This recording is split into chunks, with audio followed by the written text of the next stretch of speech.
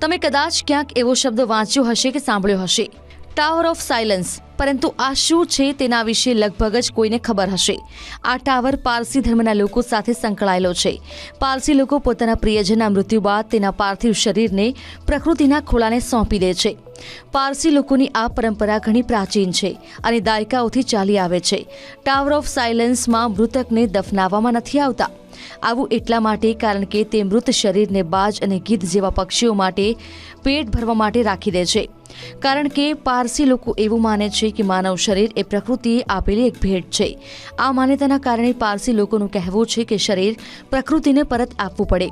મુંબઈ નજીક એક પારસી મંદિર છે અને ટાવર ઓફ સાયલન્સ ત્યાં છે। આ ટાવરનું નિર્માણ વર્ષ 1955માં થયું હતું। આ ઉપરાંત મુંબઈના માલાબર હિલમાં પણ ટાવર ઓફ સાયલન્સ બનેલો છે, જેમાં પારસી લોકો પ્રિયજનોનું પાર્થિવ શરીર અહીં ગીધ અને બાજ જેવા પક્ષીઓ માટે છોડી દે છે।